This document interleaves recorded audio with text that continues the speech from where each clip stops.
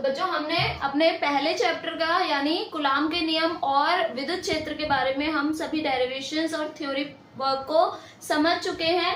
अब हम यहाँ पर न्यूमेरिकल स्टार्ट करेंगे इन्हीं दोनों फॉर्मूले के बीच में, यानी जो भी हमने डेरिवेशन सीखी हैं, जो भी हमने फॉर्मूले सीखे हैं, उन पर आधारित न्यूमेरिकल किस प्रकार से बन सकते हैं उनके बारे में बात कर लेते हैं। तो हमारा आज का पहला न्यूमेरिकल है, एक चालक पर 1.0 कूलाम का ऋण आवेश है, यानी इतने कूलाम का क्या दे रखा है, मुझे आवेश दे रखा है, और आवेश भी कैसा है, ऋण आवेश है। जैसा कि हम जानते हैं आवेश दो प्रकार के होते हैं, ऋण आवेश और धन आवेश। तो यहाँ पर ऋण आवेश दे रखा है, इस पर सामान्य अवस्था में कितने इलेक्ट्रॉन अधिक है। ऋण आवेश है, इसका अर्थ है कि इस पर इलेक्ट्रॉन आए होंगे, तो वही पूछा जा रहा है कि कितने इलेक्ट्रॉन आ गए, यानी कितने इलेक्ट्रॉनों की अधिकता हो गई। तो अगर हम यहाँ पर इस क्वेश्चन को देखें और देखें कि यहाँ पर हमें दिया क्या क्या है, तो हमें दिया हुआ है 1 कूलाम आवेश, यानी Q का मान दे रखा है 1.0 कूलाम का ऋण आवेश है। और अगर हम देखें यहाँ पर E की वैल्यू, तो E यानी 1 इलेक्ट्रॉन पर आवेश, तो 1 इलेक्ट्रॉन पर कितना आवेश होता है, 1.6 यानी 1.6 गुणा 10 की घात -19 कूलाम होता है। तो यहाँ पर अगर हम देखें तो आवेशों का क्वांटीकरण के सिद्धांत के आधार पर हम जानते हैं Q बराबर NE होता है, जो कि आवेश के क्वांटीकरण सिद्धांत से आया था। तो यहाँ से हमें इलेक्ट्रॉनों की संख्या निकालनी है, यानी कितने इलेक्ट्रॉन, तो N हमें निकालना है। तो ये क्या हो जाएगा, Q अपॉन में E। अगर हम यहाँ पर फॉर्मूले के हिसाब से अगर वैल्यू पुट करेंगे तो क्या बन जाएगा हमारे पास, 1.0 अपॉन 1.6 इंटू 10 की पावर -19 कूलाम, दोनों ही कूलाम में है। तो यहाँ पर जब हम इसको कैंसिल करेंगे तो ये हमारी टर्म आ जाएगी -19, सॉरी प्लस का 19 होगा, ऊपर जाएगा तो प्लस का 19 हो जाएगा। तो अगर हम इसको सॉल्व करेंगे तो ये आ जाएगा 6.25 इंटू 10 की पावर 18, ठीक है, क्योंकि हमने पॉइंट भी शिफ्ट किया है। तो अभी अगर हम इसको निकालेंगे तो ये 0.625 इंटू 10 की पावर 19 की फॉर्म में आएगा। तो जब मैं पॉइंट इधर शिफ्ट कर दूंगी तो ये हो जाएगा 6.25 इंटू 10 की पावर 18। यहाँ पर n इलेक्ट्रॉनों की संख्या है, तो इलेक्ट्रॉनों की संख्या पर कोई मात्रक नहीं होगा, अर्थात इतने इलेक्ट्रॉन। इसके बाद सेकेंड न्यूमेरिकल हमारा आएगा, ये क्या होगा, 0.2 माइक्रो कूलाम, ये साइन माइक्रो का है बच्चों। तो 0.2 माइक्रो कूलाम तथा 0.3 माइक्रो कूलाम आवेश से आवेशित दो गोले एक दूसरे से 30 सेंटीमीटर दूरी पर हवा में रखे हैं। तो यहाँ पर हम मान सकते हैं कि यहाँ पर एक गोला और ये दूसरा गोला, अर्थात यहाँ पर पहला गोला जिस पर आवेश क्या है हमारे पास 0.2 माइक्रो कूलाम, और ये दूसरे गोले पर आवेश 0.3 माइक्रो कूलाम। इन दोनों पर आवेश है, यानी Q1 और Q2 की वैल्यू हमें दे रखी है, और कहा है दोनों गोले एक दूसरे से 30 सेंटीमीटर की दूरी पर हवा में रखे हैं, अर्थात इन दोनों गोलों के मध्य कोई माध्यम नहीं है, निर्वात या वायु ही स्थित है। तो उनके बीच विद्युत बल का परिमाण ज्ञात कीजिए। तो अगर दो स्थिर गोले हैं और उनके बीच की दूरी दे रखी है, और हमसे अगर विद्युत बल का मान निकलवाया जाए तो हम इसमें कूलाम के नियम का यूज करेंगे।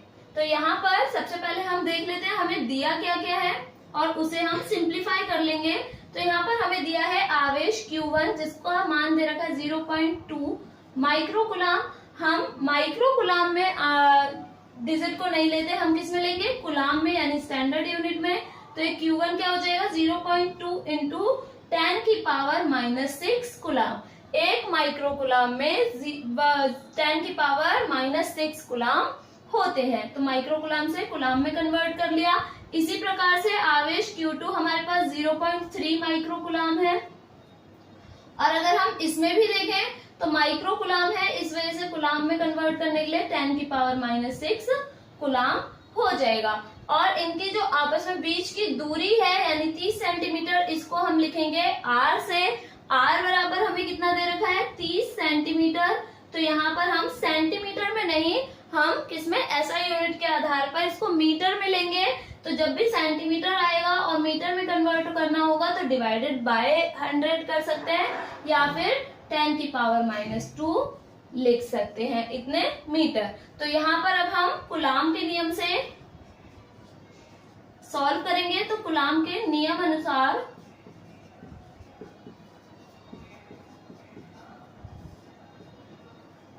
फॉर्मूला होता है F बराबर 1/4πε0। क्योंकि यहाँ पर निर्वातीय वायु की स्थिति है इसलिए हम K का यूज नहीं करेंगे। तो यहाँ पर हो जाएगा 1/4πε0 Q1 Q2 अपॉन में R²। यहाँ पर 1/4πε0 को हम क्या लिख लेते हैं, 9 × 10⁹, यानी इसका न्यूमेरिकल वैल्यू इसकी ऐसी होती है। ठीक है, गणितीय मान इसका यही होता है।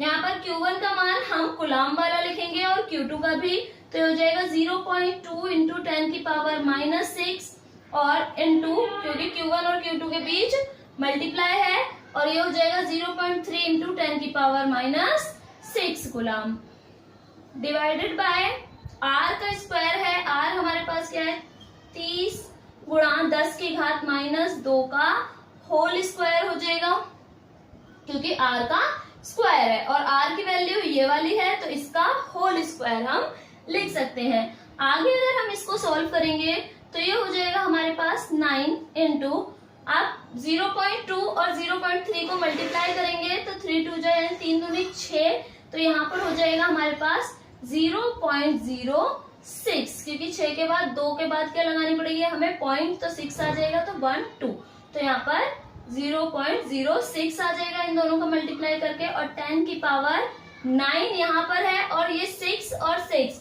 10⁻⁻6 और -6, माइनस माइनस प्लस हो जाएगी क्योंकि गुणा में घातें जुड़ती हैं। तो यहाँ पर 10⁻−12 हो जाएगा, क्योंकि minus minus plus but sign minus का आता है, और यहाँ पर 10⁻+9 भी है।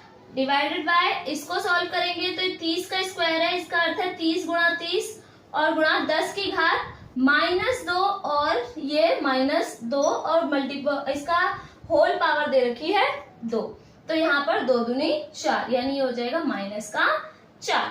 अगर हम इसको आगे सॉल्व करेंगे तो इसको किस तरीके से लिया जा सकता है, F = 9 × 0.06 × 10⁻−12 और प्लस का 9, प्लस माइनस माइनस हो जाएगा, तो 12 में से 9 जाएंगे तो कितना आ जाएगा आपका 3, और यहाँ पर हो जाएगा ये -3 डिवाइडेड बाय, यहाँ पर हम इनको लिख सकते हैं 3 × 9 और ये 10, 3 × 10 इसको, और इसको भी 3 × 10 लिखा जा सकता था, तो ये 10⁻2 हो गया और 3 × 9, तो 9 × 10⁻2 हो जाएगा, और इनटू में 10⁻⁻4 है। 9 से 9 कैंसिल हो गया और यहाँ पर हो जाएगा ये 0.06 × 10⁻−3 और डिवाइडेड बाय 10⁻2 है, और यहाँ पर 10⁻4 है, तो यहाँ पर प्लस माइनस अगेन माइनस का 2 बचेगा, और ये टर्म ऊपर जाएगी तो हो जाएगा 0.06 × 10⁻−3 और ये ऊपर जाएगा तो प्लस का 2, हमारी ये टर्म आ जाएगी 0.06 × 10⁻−1, और जब हम इसको सॉल्व करेंगे तो हमें पॉइंट शिफ्ट करने पड़ेंगे 2 प्लेस तक, 1 2, तो ये हो जाएगी 6 × 10⁻−1 पहले से ही है, और 2 प्लेस शिफ्ट किए तो ये -3, तो यहाँ पर हमारे पास जो लगने वाला बल है वो क्या आ जाएगा 6 × 10⁻−3 न्यूटन इसकी यूनिट होती है बल की। और बल हमारे पास कैसा लगेगा बच्चों, क्योंकि ये भी पॉजिटिव है और ये भी पॉजिटिव है, तो पॉजिटिव पॉजिटिव एक दूसरे को प्रतिकर्षित करेंगे, समान आवेश एक दूसरे को प्रतिकर्षित करते हैं, जबकि विपरीत आवेश एक दूसरे को आकर्षित करेंगे। हमारा तीसरा न्यूमेरिकल होगा कुछ दूरी पर रखे गए, तो कुछ दूरी हमें पता नहीं है कितनी दूरी पर रखा गया है, +2 माइक्रोकूलाम तथा -2 माइक्रोकूलाम के 2 आवेशों के बीच आकर्षण बल 10 न्यूटन काम करता है। तो यहाँ पर 2 आवेश है हमारे, इसको मैंने नाम दे दिया, ये Q1 और ये Q2, एक प्लस का है और एक माइनस का है, इसका अर्थात एक माइनस 2 माइक्रोकुलाम है और एक प्लस का 2 माइक्रोकुलाम है। ठीक है, तो यहाँ पर अगर हम देखें तो इन दोनों के मध्य हमारा जो बल कार्य कर रहा है वो कैसा बल कार्य कर रहा है? आकर्षण बल, क्योंकि दोनों विपरीत आवेश हैं तो आकर्षण बल कार्य करेगा। और कितना?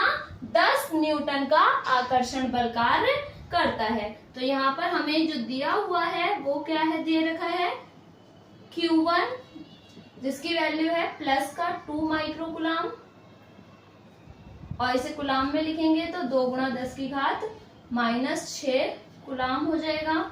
इसी तरीके से Q2 भी ले सकते हैं, ठीक है, जिसकी वैल्यू भी सेम ही है, केवल माइनस की टर्म में है।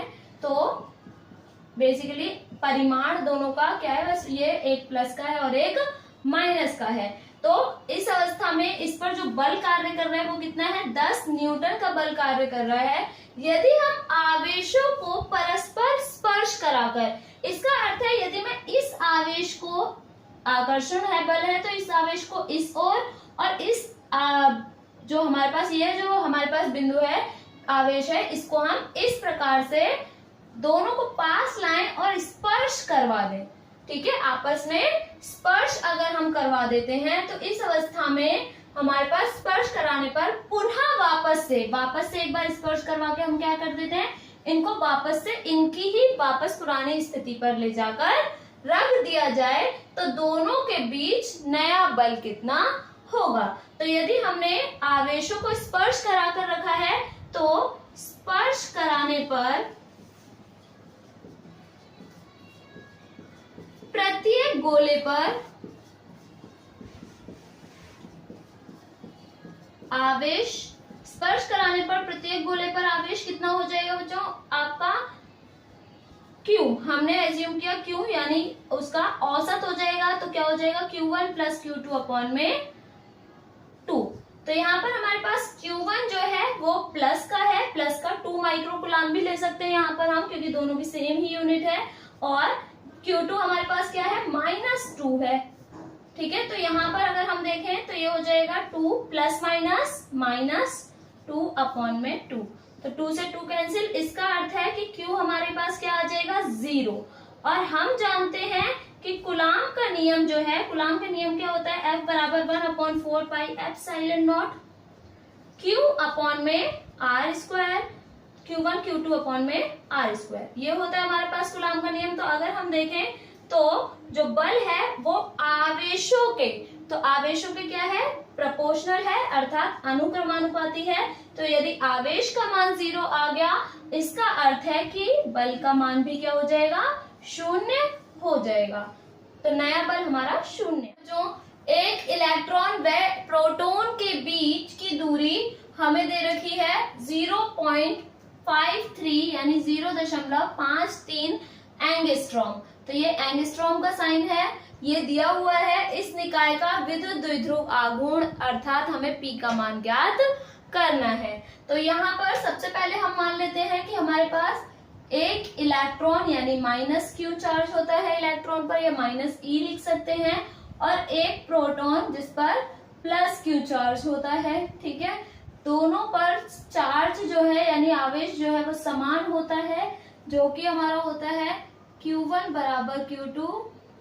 परिमाण इनका समान होता है, केवल इलेक्ट्रॉन नेगेटिव और प्रोटॉन जो है वो पॉजिटिव होता है। तो 1.6 इंटू 10⁻⁻19 कूलाम होता है ये हमारे पास। अगर हम देखें तो एक -Q और एक +Q चार्ज है हमारे पास, तो दो समान, क्योंकि समान है, एक ही एक है, तो समान परंतु विपरीत प्रकृति के आवेश, एक माइनस और एक प्लस है, एक दूसरे से अल्प दूरी पर अगर जुड़े होते हैं, क्योंकि एंगस्ट्रॉम हमारी छोटी यूनिट है, डिस्टेंस की, दूरी की छोटी यूनिट है। तो जब ये हमारे अल्प दूरी पर जुड़े होते हैं तो ये द्विध्रुव की भांति कार्य करते हैं। तो यहाँ पर हम अगर देखें तो Q का मान हमें 1.6 इंटू 10⁻⁻19 कूलाम दे रखा है। और अगर हम दूरी की बात करें तो दूरी द्विध्रुव की होती है 2L। इसको हम जो दूरी हमें 0.53 जो दे रखी है एंगस्ट्रॉम, इसको हम 2L कंसीडर करेंगे। 2L बराबर 0.53 एंगस्ट्रॉम। एक एंगस्ट्रॉम में 10 की घात -10 मीटर होते हैं। तो यहाँ पर 0.53 एंगस्ट्रॉम में कितना होगा, 10⁻⁻10 मीटर, यानी हमने इसको मीटर में कन्वर्ट करना है। ठीक है, तो यहाँ पर एंगस्ट्रॉम से अगर हम देखें तो एक एंगस्ट्रॉम 10⁻10 मीटर होता है। लंबाई क्या या दूरी का क्या कह सकते हैं हम, छोटा मात्रक होता है ये एंगस्ट्रॉम। फिर अगर हम वैद्युत द्विध्रुव आघूर्ण की बात करें तो वैद्युत द्विध्रुव आघूर्ण यानी P का मान निकालना है, तो P बराबर होता है Q इंटू में 2L। ठीक है, तो यहाँ पर Q का मान हमारे पास क्या है, 1.6 इंटू 10⁻19 और मल्टीप्लाई 2L की वैल्यू ये रही हमारे पास, इसको पुट कर देंगे 0.53 गुणा 10⁻10 मीटर। ठीक है, तो यहाँ पर अब हमें इसे क्या करना पड़ेगा, कैलकुलेशन करनी पड़ेगी। 10 की पावर को अलग कैलकुलेट करेंगे, इन दोनों को अलग कर लेते हैं। तो यहाँ पर पहले 1.6 और इसको भी इसके साथ ही लिख देते हैं 0.53 गुणा 10⁻−19 और 10⁻−10। तो ये गुणा में घाते क्या हो जाएंगी, जुड़ जाएंगी। तो ये हमारे पास जुड़ेंगी तो प्लस माइनस प्लस की फॉर्म में जाएंगी। तो यहाँ पर अगर हम इसको मल्टीप्लाई करें तो कैसे कर लेंगे, 16 की मल्टीप्लाई पहले 3 से कर लेते हैं, तो 16×3 = 48 होता है। 4 यहाँ पर कैरी लग जाएगा 5 के ऊपर। ठीक है, फिर 16×5 = 80 होता है हमारे पास, 80 और 4 84। तो यहाँ पर 84 और यहाँ पर जो पॉइंट लगेगा वो कितनी डिजिट के बाद लगेगा, 1 2 3। तो 1 2 3 तीसरी डिजिट के बाद यानी 0.848 आ जाएगा मेरे पास, और गुणा 10 की घात यहाँ पर minus minus plus sign minus का आएगा। 19 और 10 होते हैं हमारे पास 29। और अगर हम इसमें पॉइंट को शिफ्ट करें, ठीक है, तो अगर मैं इसमें पॉइंट को शिफ्ट करती हूँ तो 1 प्लेस तक शिफ्ट करेंगे स्टैंडर्ड वे में लिखने के लिए। तो मैंने इसको 1 प्लेस शिफ्ट किया यहाँ पर, तो ये हो जाएगा 8.48 गुणा 10 की घात -29 है। एक प्लेस शिफ्ट किया तो माइनस में एक पावर ऐड हो जाएगी क्योंकि राइट साइड में शिफ्ट कर रहे हैं, तो हो जाएगा -30। P है हमारे पास विद्युत द्विध्रुव आघूर्ण, यूनिट हो जाएगी इसकी Q से कुलाम और ये मीटर, अर्थात कुलाम इंटू मीटर कह सकते हैं, या फिर इसे शॉर्ट फॉर्म में लिखते हैं C और N। हमारा नेक्स्ट न्यूमेरिकल है, एक वैद्युत द्विध्रुव 10 की घात 5 न्यूटन प्रति कुलाम के विद्युत क्षेत्र की तीव्रता में 30 डिग्री के कोण पर रखा गया है और उस पर 6 गुणा 10 की घात -24 न्यूटन मीटर का बल आघूर्ण लग रहा है। तो इस स्थिति में हमें क्या कहा गया है कि एक समान वैद्युत क्षेत्र है जिसको कह दिया 10⁵ न्यूटन पर कुलाम का हमारे पास क्या है, वैद्युत क्षेत्र दिया हुआ है। इसी वैद्युत क्षेत्र में हमारे पास कोई द्विध्रुव रखा हुआ है और कितने कोण पर, थीटा कोण पर, यानी हमारे पास 30 डिग्री के कोण पर रखा गया है। उस पर 6 गुणा 10 की घात -24 न्यूटन मीटर का बल आघूर्ण लग रहा है। इस अवस्था में इस पर जो बल आघूर्ण लगेगा यानी टॉ दे रखा है हमें, टॉ की वैल्यू, तो वैद्युत द्विध्रुव आघूर्ण P पूछा गया है। ठीक है, तो इस टाइप के क्वेश्चन में कभी कभी टॉ भी पूछ लिया जाता है, कभी कभी P भी पूछ लिया जाता है। तो हम सबसे पहले चेक कर लेते हैं हमें दिया क्या क्या है। वैद्युत क्षेत्र की तीव्रता यानी E दे रखा है 10 की घात 5 न्यूटन प्रति कुलाम, इसके साथ साथ हमें थीटा दे रखा है 30 डिग्री और साथ में हमें टॉ दे रखा है 6 गुणा 10 की घात -24 न्यूटन मीटर। तो हमें यहाँ पर P निकालना है। हम जानते हैं एक समान विद्युत क्षेत्र में रखे द्विध्रुव पर आरोपित बल युग्म आघूर्ण या बल आघूर्ण से अगर हम देखें तो फॉर्मूला होता है हमारा टॉ बराबर PE sin थीटा। हमें इसी फॉर्मूले का यूज करना पड़ेगा और मुझे निकालना क्या है, P निकालना है। यदि हमें टॉ निकालना होता तो P की वैल्यू दी जाती हमें और हम सेम यही फॉर्मूला निकाल सकते थे, लेकिन यहाँ मुझे P निकालना है तो E sin थीटा कहाँ चले जाएंगे, डिवाइड में, अर्थात P = क्या आ जाएगा, टॉ डिवाइड E साइन थीटा। अब हमें वैल्यू रखनी है, टॉ की वैल्यू हमें दे रखी है 6 गुणा 10 की घात माइनस 24 और ई की वैल्यू यानी विद्युत क्षेत्र की वैल्यू जो दे रखी है वो है 10 की घात 5 और गुणा साइन थीटा की वैल्यू हमें दे रखी है 30 डिग्री। ठीक, यहाँ पर हमें 6 गुणा 10 की घात माइनस 24, मैं 10 की घात 5 को ऊपर ले जाऊंगी तो ये माइनस का 5 हो जाएगा। ठीक है, तो दैट मीन्स माइनस का 5 और डिवाइडेड बाय यहाँ साइन 30 की वैल्यू होती है 1/2। ठीक है, 2 हमारा फोर्थ टर्म में चला गया इसलिए ये ऊपर वाली टर्म के साथ मल्टीप्लाई हो जाएगा। तो 2 गुणा 6 यानी 6 दूनी 12 गुणा 10 की घात माइनस 24 और minus 5 minus minus plus sign minus का आएगा तो 24 और 5 होते हैं हमारे पास 29। तो यहाँ पर आप चाहें तो p का मान यहीं तक लिख सकते हैं, नहीं तो अगर आप चाहें तो यहाँ कहीं पर भी पॉइंट नहीं है तो मैं एज्यूम करूंगी यहाँ पॉइंट था और मैं इसको एक डिजिट के बाद पॉइंट अगर लगाऊंगी तो मैं लेफ्ट साइड में शिफ्ट कर रही हूँ पॉइंट को। तो 1.2 इंटू 10 की पावर, जब भी हम लेफ्ट साइड में शिफ्ट करेंगे तो पॉजिटिव में पावर बढ़ती है यानी आपकी प्लस में पावर बढ़ेगी और जितने प्लेस शिफ्ट करेंगे उतने ही प्लेस बढ़ेगी। तो यहाँ पर मैंने एक प्लेस शिफ्ट किया है तो पॉजिटिव में 10 की घात 1 हो जाएगा। 10 की घात 29 और 10 की घात 1 अर्थात 29 में से 1 कम हो जाएगा तो ये क्या हो जाएगा माइनस का 28। ठीक है, अगेन अगर हम देखें p का जो मात्रक होता है वो हमारा होता है क्योंकि p is equal to q into 12 होता है तो यहाँ पर q के लिए कुलाम और लंबाई की वजह से द्विध्रुव की लंबाई की वजह से मीटर, तो इसका जो मात्रक होगा वो क्या हो जाएगा हमारा कुलाम इंटू मीटर। हमारा नेक्स्ट न्यूमेरिकल है प्लस 1 माइक्रोकुलाम तथा माइनस 1 माइक्रोकुलाम के दो आवेश एक दूसरे से 2 सेंटीमीटर की दूरी पर स्थित है। तो यहाँ पर हमारे पास फिर से दो आवेश हैं जिसमें एक प्लस 1 माइक्रोकुलाम और एक माइनस 1 माइक्रोकुलाम अर्थात समान तथा विपरीत प्रकृति के आवेश हमें फिर से दिए हुए हैं और दोनों के बीच की जो दूरी है वो हमें 2 सेंटीमीटर दी है। ठीक है, इसके बाद दोनों मिलकर एक वैद्युत द्विध्रुव बना रहे हैं। ठीक है, और यह है दो वैद्युत द्विध्रुव 1 गुणा 10 की घात 5 वोल्ट प्रति मीटर के एक समान वैद्युत क्षेत्र में स्थित है। अर्थात ये एक वैद्युत द्विध्रुव का निर्माण कर देता है और इस वैद्युत द्विध्रुव को हम एक वैद्युत क्षेत्र में रख देते हैं जो कि एक समान वैद्युत क्षेत्र है, उसमें हम इसको रख दिया जाता है।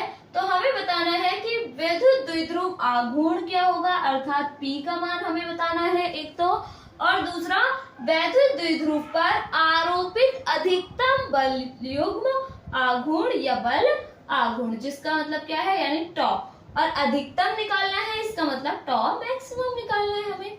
ठीक है, तो ये दोनों चीजें हमें फाइंड आउट करनी है। तो हम सबसे पहले ले लेते हैं हमें दिया क्या क्या है। तो दिया है हमें सबसे पहले Q आवेश दे रखा है। ठीक है, Q1 Q2 तो हम केवल परिमाण ले रहे हैं यहाँ पर 1 माइक्रोकुलाम, इसको कुलाम में चेंज करोगे तो -6। ठीक है, तो 1 गुणा 10 की घात -6 कुलाम आ जाएगा। और इसके बाद अगर हम देखें तो वो ये दोनों एक दूसरे से 2 सेंटीमीटर की दूरी पर, तो द्विध्रुव में जो दूरी होती है उसको 12 से प्रदर्शित करते हैं जो हमारी क्या है 2 सेंटीमीटर। अगर मैं सेंटीमीटर से मीटर में जाऊंगी तो 10 की घात -2 आता है, तो ये हमारा मीटर में कन्वर्ट हो गया।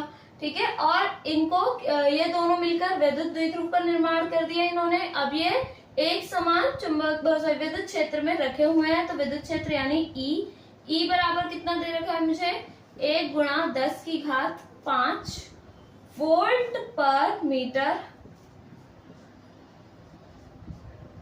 न्यूटन पर कुलाम भी होती है इसकी यूनिट और वोल्ट पर मीटर भी होती है। तो हमें यहाँ पर P निकालना है सबसे पहले। तो सबसे पहले मैं P निकालने के लिए क्या करेंगे Q इंटू में 2L, तो Q की वैल्यू हमारी कुलाम वाली लिख लेंगे 1 गुणा 10 की घात -6 और 2L की वैल्यू हमारी 2 गुणा 10 की घात -2।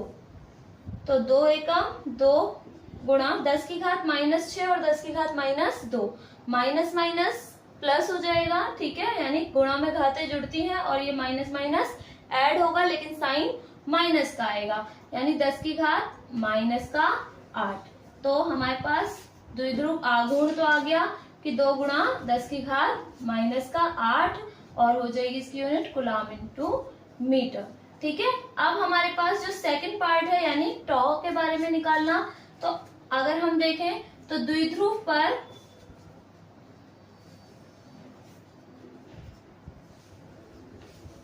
अधिकतम बल युग्म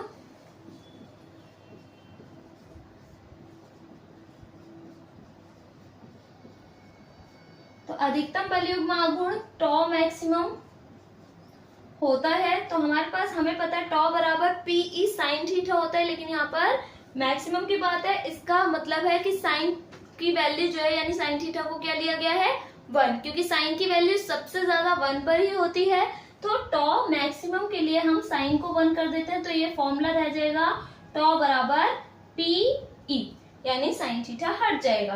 तो अगर मैं इसमें वैल्यू पुट करूंगी तो टॉ मैक्सिमम में पी की वैल्यू हमारे पास आ गई 2 गुणा 10 की घात माइनस 8 और ई की वैल्यू हमें दे रखी है 1 गुणा 10 की घात 5। तो अगर हम इसको कैलकुलेट करें तो फिर से क्या हो जाएगा 2 एकम 2 गुणा 10 की घात माइनस 8 और 10 की घात 5 प्लस माइनस माइनस साइन जो बड़ा होगा उसका आएगा, 10 की घात 8 बड़ा है तो इस पे माइनस साइन है, तो 8 में से 5 जाएंगे 3 और बड़ा 8 है इसलिए साइन भी उसका आ जाएगा। तो ये आ जाएगा मेरे पास टॉ मैक्सिमम की बेसिकली हमारे पास वैल्यू आ जाएगी और इसका जो हमारे पास यूनिट होगी वो होगी न्यूटन मीटर। नेक्स्ट न्यूमेरिकल है 2 बिंदु आवेश प्लस 9e, हम यहाँ पर बना देते हैं प्लस का 9e व e यानी प्लस का e एक दूसरे से 16 सेंटीमीटर की दूरी पर हैं। तो ये हमारे पास 2 आवेश हैं जो एक दूसरे से 16 सेंटीमीटर की दूरी पर स्थित है। इनके बीच एक आवेश Q को हम रखना चाहते हैं जिससे कि ये स्थिति जो है वो संतुलन की अवस्था में आ जाए। एक जगह 9e है और एक e है तो ये संतुलन की अवस्था में तो है नहीं। तो यदि हम एक आवेश Q को रखना चाह रहे हैं तो हम यहाँ पर आवेश Q हमने माना कि हमने 9e से x दूरी पर कोई आवेश Q रख दिया जिसके कारण ये दोनों आवेश एक दूसरे के संतुलन की अवस्था में आ गए, अर्थात इन पर लगने वाला बल समान हो गया, ठीक है। तो यहाँ पर अगर ये 16 है और ये वाला पार्ट x है तो यहाँ पर क्या बचेगा 16 माइनस x बचा ये वाला हिस्सा। और जरूरी नहीं है ये बीच में ही लिया जाए क्यों, मतलब बिल्कुल मिड पॉइंट हो, आप इधर या इधर भी शिफ्ट कर सकते हैं क्योंकि वो हमें वैल्यू निकालने के बाद ही पता चलेगा वो कितनी दूरी पर है। तो यहाँ पर हम सबसे पहले आप x की वैल्यू भी निकालना चाहेंगे कि हमने कहाँ पर रखा है। तो यहाँ पर सबसे पहले हम 9e व q के कारण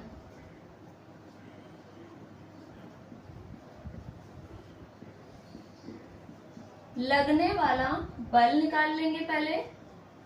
तो कूलॉम के नियम से आ जाएगा F बराबर, इवन F1 लिख लेंगे इसको, तो F1 बराबर 1/4 pi epsilon naught Q1 Q2 यानी 9e और इनटू में Q अपॉन में R स्क्वायर होगा। तो 9e और Q के बीच जो डिस्टेंस है वो होती है R।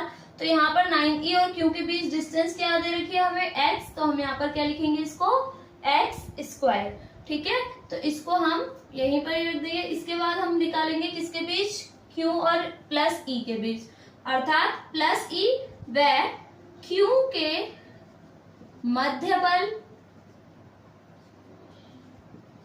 तो यहाँ पर भी हम क्या करेंगे, यहाँ पर भी हमारा इन दोनों के मध्य लगने वाला बल था, ऊपर भी 9e और E के बीच।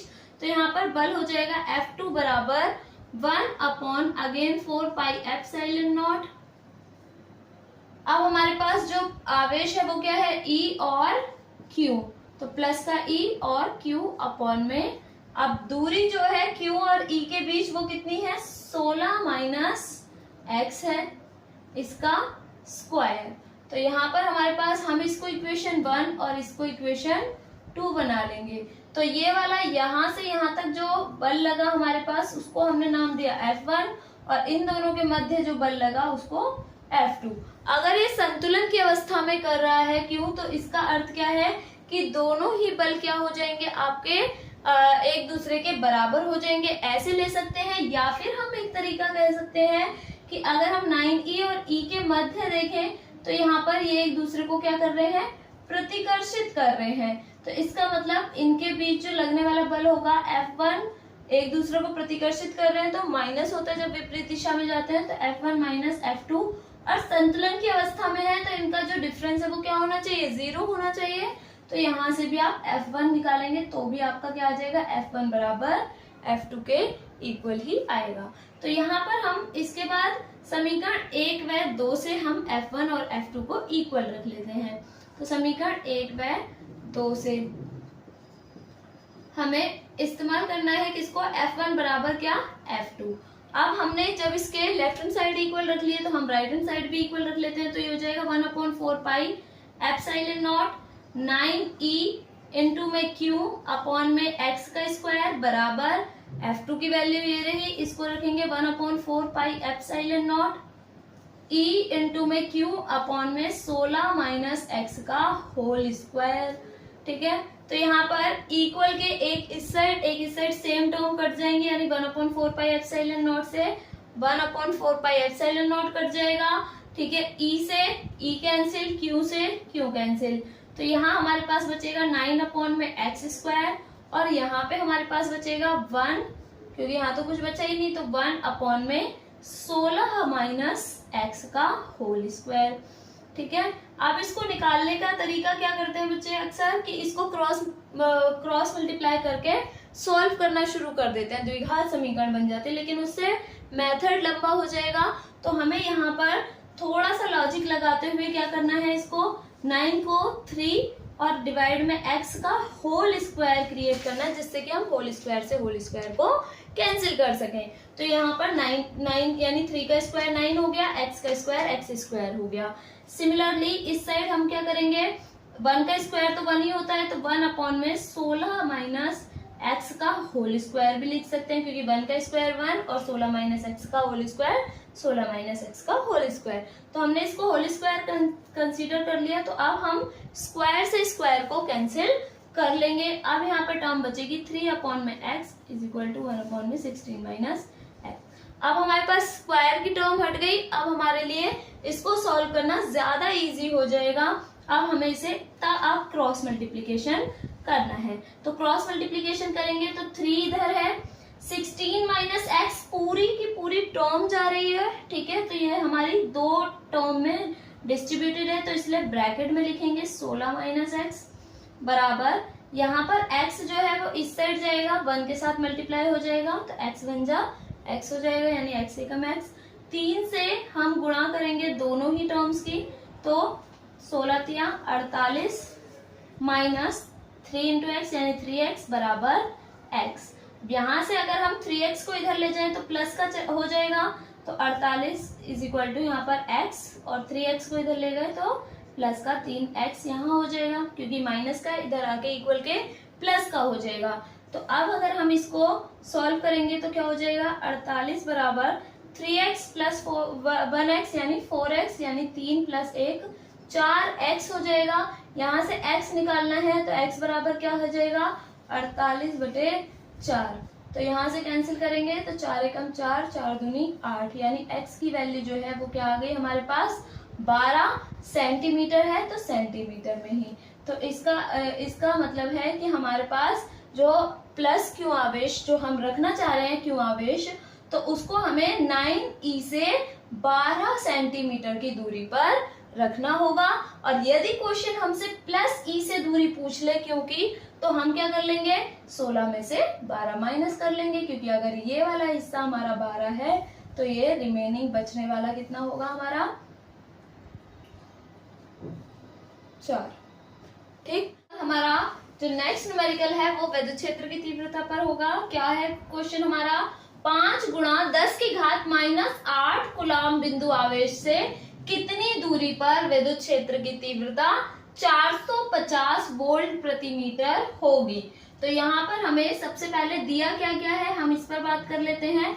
तो हमें दिया है आपका आवेश, आवेश यानी Q बराबर दे रखा है 5 गुणा 10 की घात माइनस 8 कूलाम बिंदु आवेश से कितनी दूरी पर, R का मान हमसे पूछा जा रहा है, दूरी पूछी जा रही है, विद्युत क्षेत्र की तीव्रता अर्थात E, E बराबर क्या होगा हमारे पास 450 वोल्ट प्रति मीटर होगी तीव्रता। तो यहाँ पर अगर हम बात करें क्वेश्चन की, तो हमारे पास दिया हुआ क्या है, केवल Q और E और R हमें निकालना है। तो हम यहाँ पर बिंदु आवेश के कारण विद्युत क्षेत्र की तीव्रता देखते हैं। तो बिंदु आवेश के कारण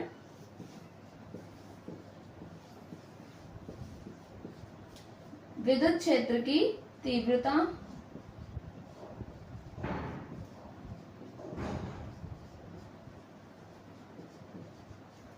विद्युत क्षेत्र की तीव्रता E बराबर क्या होती है 1/4 pi epsilon not Q upon में R स्क्वायर। ये हमारी विद्युत क्षेत्र की तीव्रता होती है। इसके आधार पर मुझे R निकालना है और E मुझे दे रखा है, तो मैं इनकी पोजीशन चेंज कर लूंगी, यानी स्थितियों में परिवर्तन कर लूंगी। R स्क्वायर को इधर ले जाएंगे और E को डिवाइड में ले आएंगे क्रॉस मल्टीप्लीकेशन के थ्रू। तो यहाँ पर 1/4 pi epsilon not Q upon में E को हमने यहाँ पर ले आए। अब 1/4 पाई एप्सिलॉन नॉट का मान तो हमारा होता है 9 गुणा 10 की घात 9 और Q का मान हमें दे रखा है, Q का मान है 5 गुणा 10 की घात माइनस 8 कूलाम और E का मान हमें दे रखा है 450 वोल्ट प्रति मीटर। तो यहाँ से अगर हम इसे सॉल्व करेंगे तो 9 से कैंसिल कर लेंगे, 9 एकम 9, 9 पंजे 45 और 0 यानी 50 आ गया। 50 5 से कैंसिल हो जाएगा कितनी बार में 10 बार में, ठीक है। तो यहाँ पर जो हमारे पास R स्क्वायर का मान आया वो आया 10 की घात 9 और 10 की घात माइनस 8 है। तो यहाँ पर ये 10 की घात 9 और 10 की घात माइनस 8 और डिवाइड में भी हमारे पास 10 है अर्थात 10 की घात 1 है। तो 9 में से 8 गया तो 10 की घात क्या बचेगी हमारे पास 1 और डिवाइड में भी 10 है हमारे पास। तो R स्क्वायर की वैल्यू क्या बनेगी हमारे पास 1। और अगर हम R की वैल्यू निकालें यानी स्क्वायर हटाते हैं तो 1 का, इसके लिए हम क्या करेंगे R स्क्वायर यानी यहाँ पर 1 बचा तो 1 का स्क्वायर, स्क्वायर से स्क्वायर कैंसिल कर लेंगे तो R का मान क्या आ जाएगा 1 मीटर। हमारा नेक्स्ट न्यूमेरिकल है 0.002 मिलीग्राम द्रव्यमान वाली तथा 5 इलेक्ट्रॉन के आवेशों से युक्त एक तेल की बूंद समरूप विद्युत क्षेत्र में स्थिर रूप से लटकी हुई है। यानी एक समान विद्युत क्षेत्र में हमारे पास एक तेल की बूंद है जो जिस पर 5 इलेक्ट्रॉन आवेश यानी आवेश उसका कितना है 5e, 5 इलेक्ट्रॉन आवेश है और इसका द्रव्यमान जो है वो m बराबर 0.002 मिलीग्राम है। और ये हमारी क्या है आपके एक समान विद्युत क्षेत्र में लटकी हुई है।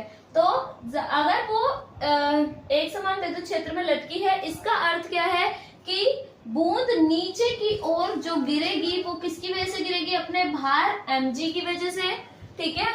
और इसका अर्थ अगर ये यहाँ लटकी हुई है तो इस पर एक विपरीत अवस्था में एक बल कार्य कर रहा है तब जिसने इसे संतुलित कर रखा है। और वो बल कौन सा है हमारा विद्युत बल, जिसको हम कह सकते हैं F बराबर QE, ठीक है। तो यहाँ पर यह हमारा QE इस तरीके से काम करेगा। तो हमारा जो विद्युत बल है उसकी दिशा mg से यानी इसके भार से विपरीत होगी और बराबर होगी, तभी ये संतुलन की अवस्था में यानी स्थिर रूप से लटकी हुई है। तो विद्युत क्षेत्र की तीव्रता ज्ञात करनी है हमें यहाँ पर। तो सबसे पहले हमें दिया क्या क्या है हम ये देख लेते हैं। तो दिया है हमें एक तो द्रव्यमान दे रखा है यानी m बराबर 0.002 मिलीग्राम, मिलीग्राम से ग्राम में जाते हैं तो 10 की घात -3, लेकिन यहाँ पर हमें MKS पद्धति में जाना है तो 0.02 गुणा 10 की घात, पहले मिलीग्राम से ग्राम में गए तो 10 की घात -3 और फिर ग्राम से किलोग्राम में जाएंगे फिर से 10 की घात -3, तो यहाँ पर हो जाएगा ये 10 की घात -6 किलोग्राम। नेक्स्ट हमारा जो गिवन है हमें वो हमें आवेश दे रखा है Q बराबर 5e। जहाँ ई वैल्यू जो होती है ई की वो होती है 1.6 यानी 1.6 गुणा 10 की घात -19 कूलाम। तो यहाँ पर विद्युत क्षेत्र की तीव्रता अगर हम निकालना चाहें तो हमें पता है ये दोनों ही बल जो हैं वो एक दूसरे के विपरीत और बराबर है, अर्थात हमारा जो QE है वो किसके बराबर हो जाएगा मेरे पास mg के बराबर। तो यहाँ से हम E की वैल्यू निकालेंगे तो E का मान निकालने के लिए mg अपॉन में Q डिवाइड में चला जाएगा। यहाँ पर m की वैल्यू रखेंगे तो 0.002 गुणा 10 की घात -6 ये m की वैल्यू हो गई। साथ में हमें g का मान रखना है तो यहाँ पर हम 9.8 रखेंगे। जब तक g की वैल्यू हमें 10 नहीं दी जाएगी क्वेश्चन में हम 9.8 यानी 9.8 ही रखेंगे। फिर q का मान हमारे पास 5 गुणा 10 1.6 गुणा 10 की घात -19 है। ठीक है, तो अब हम इसको सॉल्व कर लेते हैं। तो इसको सॉल्व करेंगे, सबसे पहले 2 की मल्टीप्लाई 9.8 से कर लेते हैं। तो यहाँ अगर हम करेंगे तो 2 8 16, एक कैरी चढ़ जाएगा, एक हासिल लग जाएगा, 2 निम 18 और 1 19। और पॉइंट्स कितने के बाद आएगा 1 2 3 4, 4 डिजिट के बाद। तो 1 2 3 4 यहाँ पर यानी एक डिजिट 0 लेनी पड़ेगी तो 1 2 3 4 के बाद पॉइंट आएगा। तो ये हमारी टर्म इस तरीके से बन जाएगी। और इंटू 10 की पावर -6 है, 10 की पावर -19 को ऊपर लेकर जाएंगे तो प्लस का 19 आ जाएगा। और अगर हम यहाँ पर 1.6 और 5 की मल्टीप्लाई करते हैं तो 16 पंजे 80 और 1 के बाद पॉइंट लग जाएगा। इस 0 को हम चाहें तो कैंसिल यहाँ से कर सकते हैं। ठीक है, तो ये हमारे पास, अब मुझे ये टर्म हटानी पड़ेगी यानी दशमलव हटाना पड़ेगा। तो दशमलव हटाएंगे तो कितने 1 2 3 4, 4 0 हमारे पास नीचे आ जाएंगी। दैट मीन्स 10 की घात 4 आ जाएगा। तो ये बन जाएगा 196/8 गुणा 10 की घात 19 में से 6 जाएंगे तो यहाँ पर 13 बचेगा और 10 की घात 4 भी ऊपर जाएगा तो माइनस में जाएगा तो ये -4 हो जाएगा। ठीक है, अब हम 8 से अगर इसको भाग करते हैं तो कैसे आएगा हमारे पास, 8 से 196 को हम भाग कर सकते हैं। तो 8 दूनी 16, यहाँ पर 3 बचेगा और 6, 8 चौक 32, 4 बचेगा, 6 में से 2 गया तो यहाँ पर पॉइंट लगाएंगे। अब हम एक 0 बढ़ा देंगे क्योंकि यहाँ पर डिजिट खत्म हो गई थी हमारे पास। तो यहाँ 40 आ गया तो 8 पंजे 40।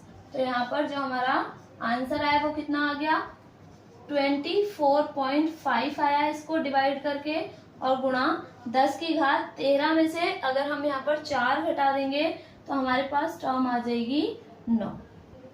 ठीक, तो हम चाहें तो यहाँ पर विद्युत क्षेत्र की तीव्रता इसे भी लिख सकते हैं या आप चाहें तो पॉइंट को इधर शिफ्ट करेंगे लेफ्ट साइड में। तो 2.45 इंटू 10 की पावर प्लस में बढ़ती है जब भी लेफ्ट साइड में शिफ्ट करेंगे। तो 9 पहले से है, एक प्लेस शिफ्ट किया है मैंने पॉइंट को तो यानी 10 हो जाएगी। तो 2.45 गुणा 10 की घात 10 और हमारे पास ये विद्युत क्षेत्र की तीव्रता है।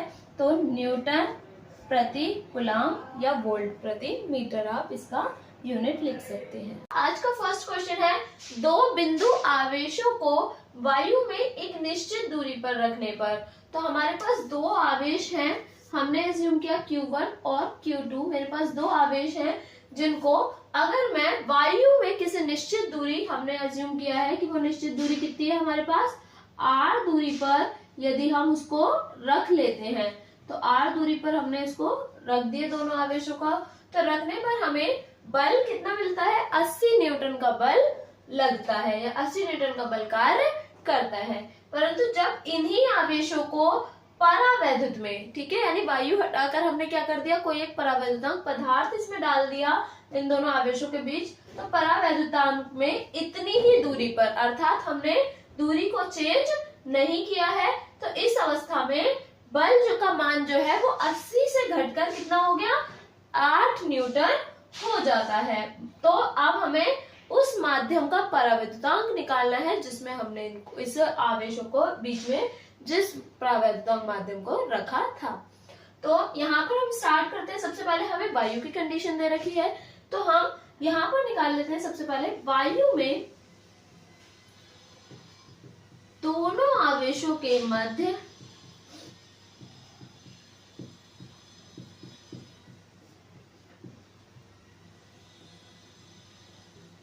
लगने वाला बल।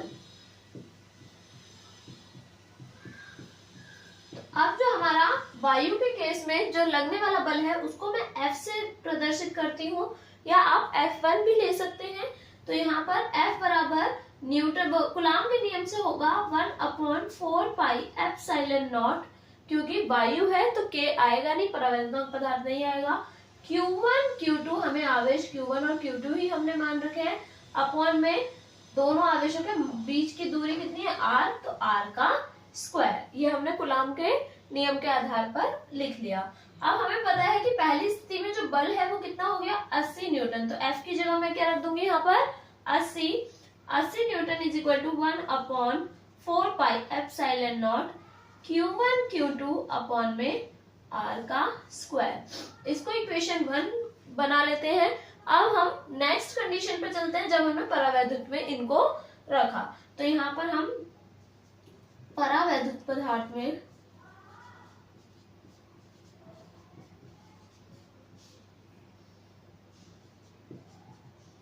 दोनों आवेशों पर या दोनों आवेशों के मध्य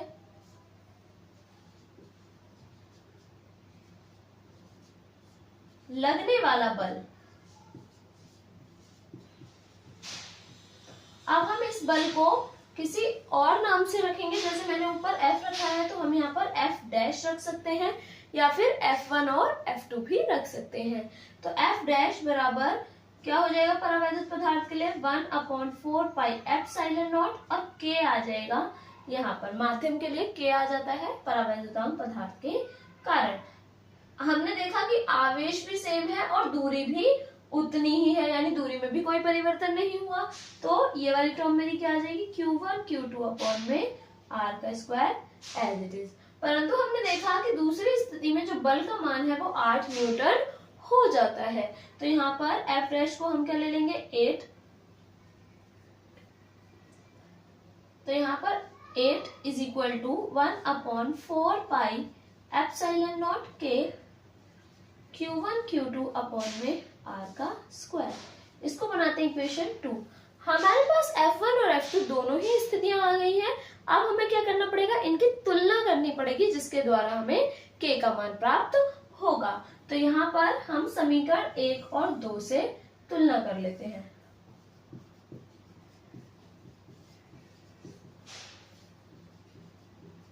जब तुलना करनी होगी तो हम इनको क्या कर लेंगे, डिवाइड कर लेंगे।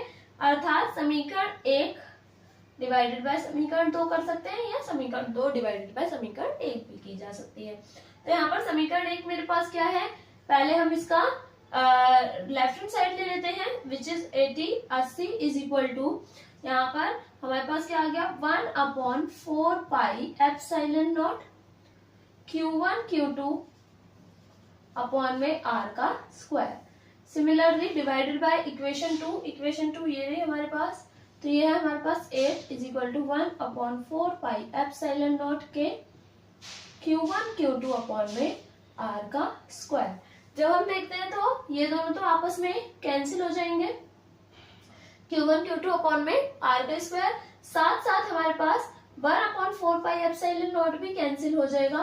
केवल क्या बचेगा यहाँ पर 80 अपॉन में 8 इज इक्वल टू, यहाँ पर हमारे पास K 4 टर्म में है वो ऊपर चला जाएगा, ठीक है, और ये वाले इस तरीके से मल्टीप्लाई होती है। तो K हमारे पास 4 टर्म में बचा है, जो कि कहाँ आ जाएगा आपका फर्स्ट टर्म में आ जाएगा। तो K ऊपर आ जाएगा।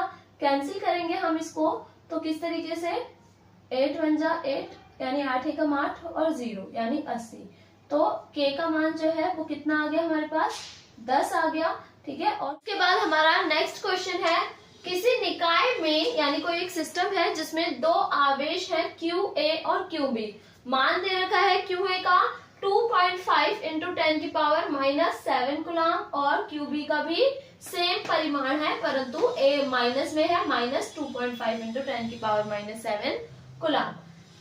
दो बिंदुओं A और B पर अवस्थित है, यानी A और B पर, पॉइंट A और B पर रखे हुए हैं। तो निकाय का कुल आवेश यानी जो सिस्टम का हमारा टोटल चार्ज है, आवेश है वो, और विद्युत द्विध्रुव आघूर्ण अर्थात P का मान हमें निकालना है। तो सबसे पहले अगर हम देखें तो हमारे पास दो आवेश तो है, लेकिन वो किन पॉइंट्स पर रखे हैं उसको अगर हम ध्यान से देखें तो ये हमें निर्देशांक ज्यामिति के आधार पर दिए हुए हैं। निर्देशांक ज्यामिति के आधार पर मतलब आपका x, y, z coordinate system के हिसाब से दिए हुए हैं।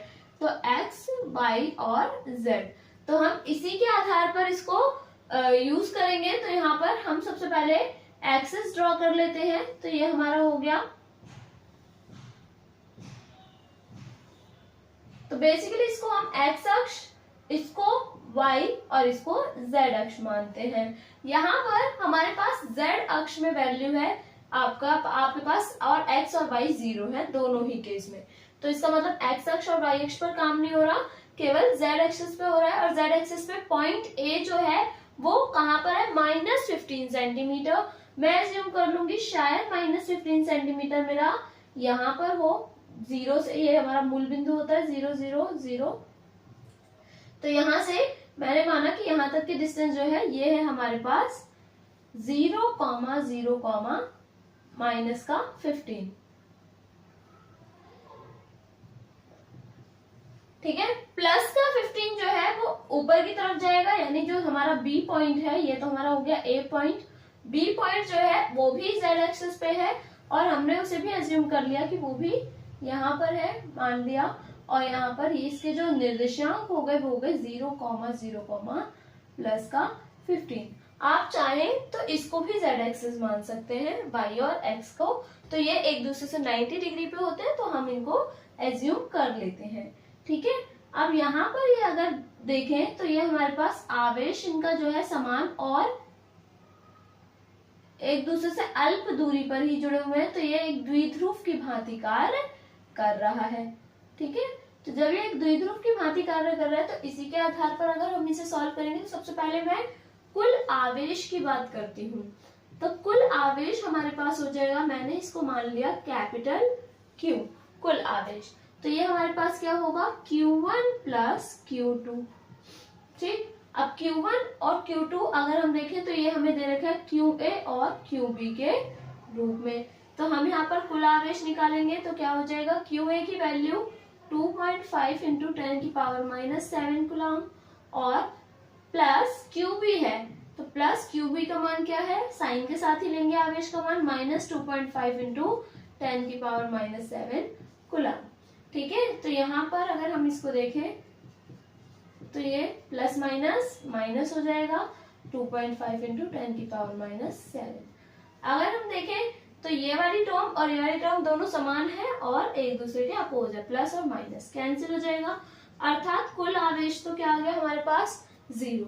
अब आते हैं हम द्विध्रुव आघूर्ण पर, यानी P का मान अब हम निकालेंगे।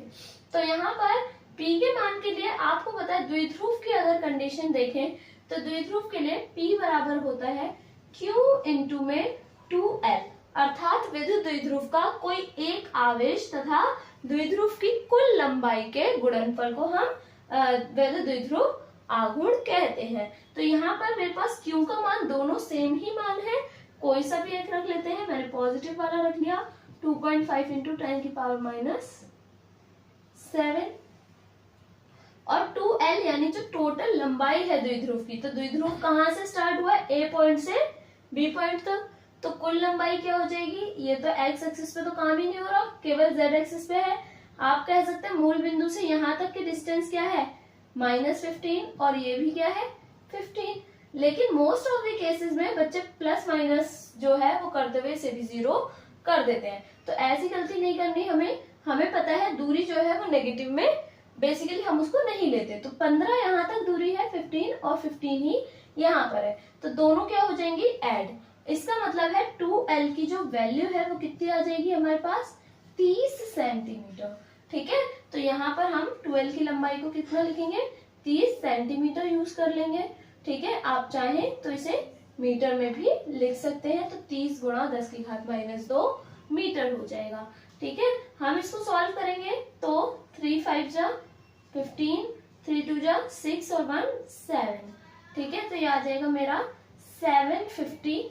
ठीक है, इंटू 10 की पावर -7 और -2 माइनस माइनस प्लस होते हैं, साइन माइनस का आएगा, तो यहाँ पर ये आ जाएगा पॉइंट। अगर हम देखें तो इसके एक पॉइंट के बाद हमारे पास एक डिजिट के बाद पॉइंट है, तो हम यहाँ पर पॉइंट भी लगा देंगे। तो ये टर्म मेरे पास हो जाएगी 75 इंटू 10 की पावर -9। पी का अगर मैं मात्रक देखूं तो पी का मात्रक होता है कूलाम इंटू मीटर। इस तरीके। इसके बाद हमारा नेक्स्ट क्वेश्चन है, एक 92 यूरेनियम 238 परमाणु अल्फा कण उत्सर्जित करता है। यदि किसी क्षण अल्फा कण विघटित परमाणु के केंद्र से 9.0 गुणा 10 की घात -15 मीटर की दूरी पर हो तो अल्फा कण पर कितना बल कार्यरत होगा।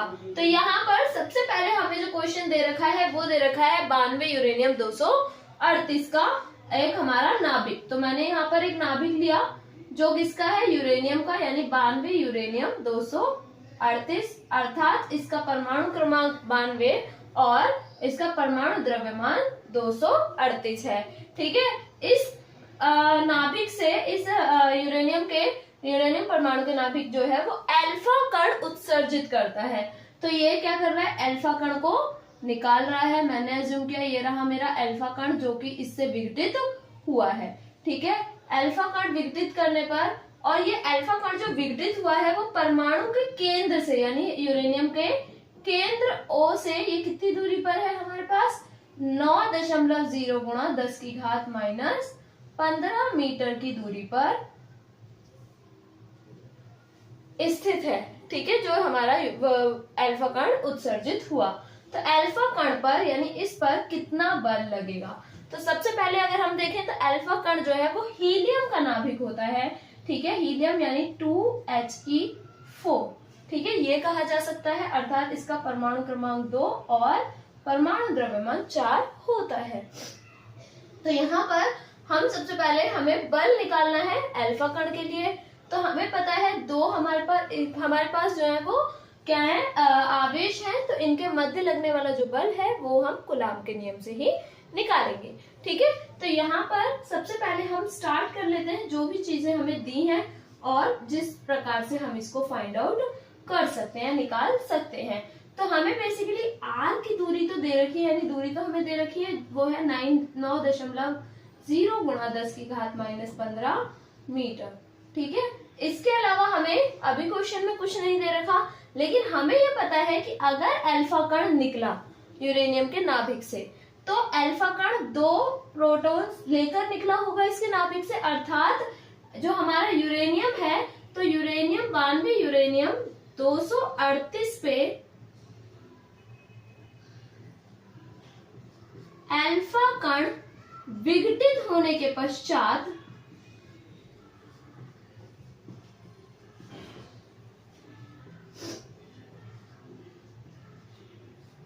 कितने प्रोटॉन्स बच जाएंगे, 92 पहले थे क्योंकि परमाणु क्रमांक जो है वो प्रोटॉन और इलेक्ट्रॉन दोनों की संख्याओं को बताता है। तो यहाँ पर 92 पहले थे, अब 2 निकल गए, तो 92 - 2 बराबर यानी 90 जो है वो हमारे पास प्रोटॉन होंगे।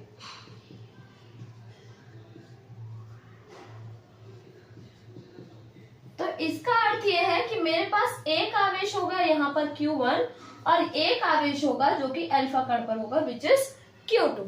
ठीक है, तो यहाँ पर अगर हम देखें Q1, तो Q1 हमारे पास यूरेनियम का था, तो यूरेनियम में तो कितने प्रोटॉन्स बचे हैं, 90। तो ये क्या हो जाएगा, 90 गुणा मूल आवेश से इसकी गुणा कर देंगे। ठीक है, आवेश निकालना है क्योंकि 1.6 इंटू 10 की पावर -19 कूलाम। तो ये तो आ गया मेरा क्या, Q1। इसी प्रकार से अगर हम Q2 देखें तो Q2 अल्फा कण के लिए है। अल्फा कण पर हमने कहा कितने प्रोटॉन्स या वो आपके इलेक्ट्रॉन्स होंगे, 2। ठीक है, और इनकी भी गुणा किससे करेंगे, मूल आवेश से, यानी 1.6 इंटू 10⁻⁻19 कूलाम से। ठीक है, तो यहाँ पर Q1 Q2 भी आ गए और हमारे पास R की दूरी दे रखी है, तो हम कूलाम का नियम लगा सकते हैं बल के लिए। तो कूलाम के नियम अनुसार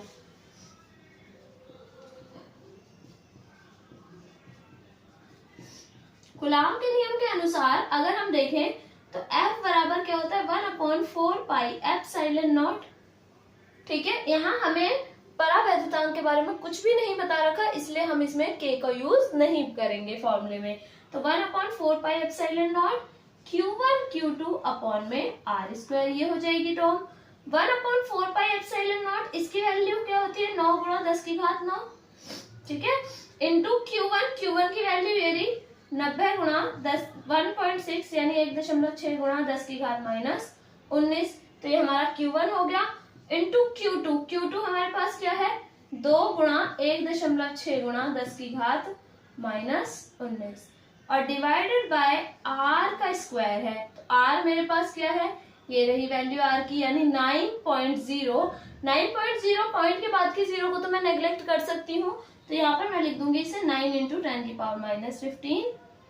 R का स्क्वायर है तो इसका मतलब इसका भी क्या हो गया, ये स्क्वायर हो गया।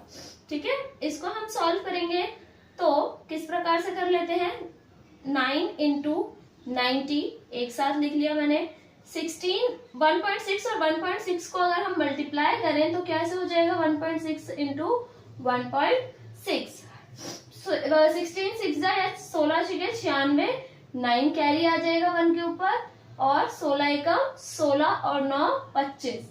ठीक है, और कितने के बाद पॉइंट लगेगा, 1 2 यानी 2.56 आ जाएगा।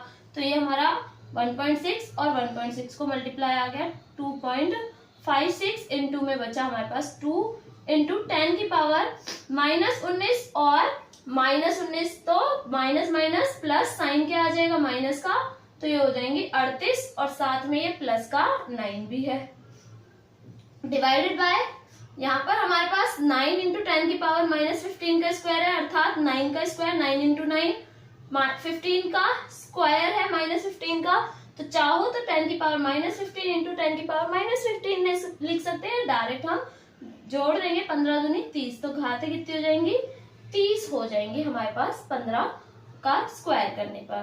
9 से 9 कैंसिल, ये वाले 9 से भी ये 9 जाएगा कितनी बार में, 10 टाइम्स में। ठीक है, तो यहाँ पर हमारे पास बचेगा, अगर हम इसकी मल्टीप्लाई इससे कर देते हैं तो एक पॉइंट शिफ्ट हो जाएगा, यानी 25.6 गुणा 2 गुणा 10 की घात 38 और 9, प्लस माइनस हो रहे हैं यहाँ पर, तो आप अगर देखें तो 38 में से 9 जाएगा। ठीक है, तो ये कितना बच जाएगा हमारे पास, अगर 38 में से 9 गया, ये बचेगा हमारे पास 29, माइनस का 29 बचेगा, क्योंकि प्लस माइनस माइनस होते हैं और साइन बड़े वाले को कॉन्सेप्ट का आता है, तो बड़ा वाला 38 है तो इसलिए माइनस आएगा, डिवाइडेड बाय 10 की पावर -30 है, इसको मल्टीप्लाई करेंगे आगे, 2 6 जा 12, 1 कैरी, 2 5 जा 10, 10 और 1 11, 1 अगेन कैरी, 2 जा 4 और 1 5, पॉइंट कितने के बाद, 1 के बाद पॉइंट लग जाएगा, यानी 51.2 इंटू 10 की पावर -29 और 30 ऊपर जाएगा तो 10 की पावर प्लस का हो जाएगा 30। तो इसको हम जब लिखेंगे तो ये क्या आ जाएगा, क्योंकि ये f की कंडीशन चल रही है, तो f is equal to 51.2 into 10 की पावर -29 और प्लस का 30, तो प्लस माइनस अगेन माइनस, तो ये बचेगा 1, क्योंकि 30 में से 29 जाएगा, 1 बचेगा, और 30 प्लस का है, बड़ा है, इसलिए साइन भी प्लस का आएगा। तो इसका अर्थ है 51.2 इंटू 10, और 10 से जब मल्टीप्लाई करोगे तो ये आ जाएगा 512, यानी पॉइंट शिफ्ट हो गया, तो ये आ जाएगा 512 न्यूटन इस पर बल अप्लाई होगा, किस पर, अल्फा कण पर। इसके बाद हमारा नेक्स्ट क्वेश्चन है, दो धनावेश जो कि परस्पर 0.1 यानी 0.1 मीटर की दूरी पर हैं, एक दूसरे को 18 न्यूटन के बल से प्रतिकर्षित करते हैं। अर्थात यहाँ पर हम कह रहे हैं कि दो धनावेश है, तो पॉजिटिव आयन है, तो वो एक दूसरे को क्या कर रहे होंगे, प्रतिकर्षित कर रहे होंगे, और कितने न्यूटन के बल से, F हमारा दे रखा है 18 न्यूटन के बल से एक दूसरे को प्रतिकर्षित करते हैं। यदि दोनों आवेशों का योग 9 माइक्रोकुलाम है तो उनके अलग अलग मान ज्ञात कीजिए। तो किन के मानों की बात कर रहा है? आवेशों के अलग अलग मानों की बात हो रही है। तो यहाँ पर हमने माना कि हमारे पास 2 धनावेश थे, हमें नाम देना है। हमने माना कि ये आवेश जो है वो क्या थे? Q1 और Q2। तो यहाँ पर हमने माना आवेश Q1 व Q2 है। तो जब हमने आवेशों को Q1 और Q2 मान लिया तो उसके बाद हमें क्या क्या चीजें दे रखी है?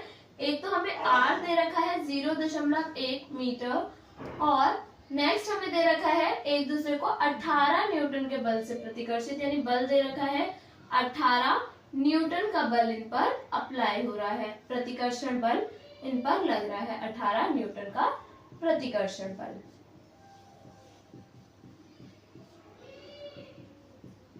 अब हमें दोनों आवेशों का योग दे रखा है, अर्थात Q1 प्लस Q2, दोनों आवेशों का योग हमें दे रखा है कितना? 9 माइक्रोकुलाम। तो माइक्रोकुलाम से कुलाम में कन्वर्ट करेंगे तो 10⁻⁻6 कुलाम हो जाएगा।